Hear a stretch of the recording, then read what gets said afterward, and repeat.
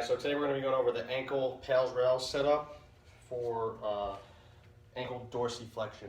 Okay, so what we want to do is bring ourselves into a passive stretch. So I'm using a little bit of a pad to help elevate the forefoot so I can come into my stretch much easier as opposed to having it being flat on the floor and setting in that way, okay?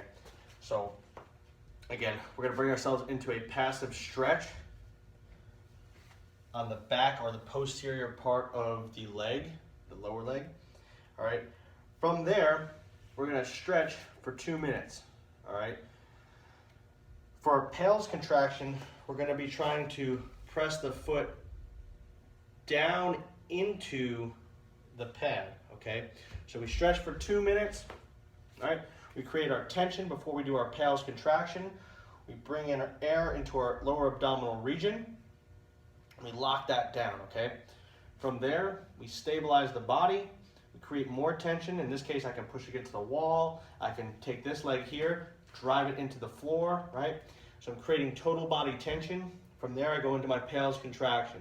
I slowly ramp up intensity all the way up to a maximal contraction.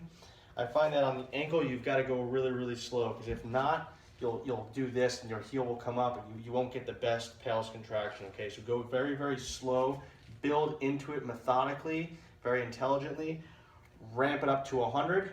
Once you're at 100, hold for 10 seconds, all right? For the rails effort, okay, we want to try to close this gap down here, okay? So we have the ankle.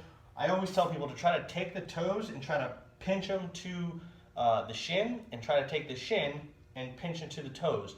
So essentially we want to try to do this. That's an exaggerated movement, but that's what we want to do. We want to squeeze all of the tissues on the front part of the lower leg and also the tissues on the front or the top of the foot here, okay? So PAILS is going to be down, rails is going to be up, okay? Trying to increase ankle dorsiflexion, all right? So once we go into our rails contraction, we go maximally for 10 seconds, relax after 10 seconds, bring yourself into a deeper stretch, breathe, relax into that range, go ahead and start your second set or your follow-on sets, okay? Again, after your last rails effort, make sure that you sit into a deeper stretch and hold that for about 30 seconds to a minute while focusing on some really, really deep diaphragmatic breathing.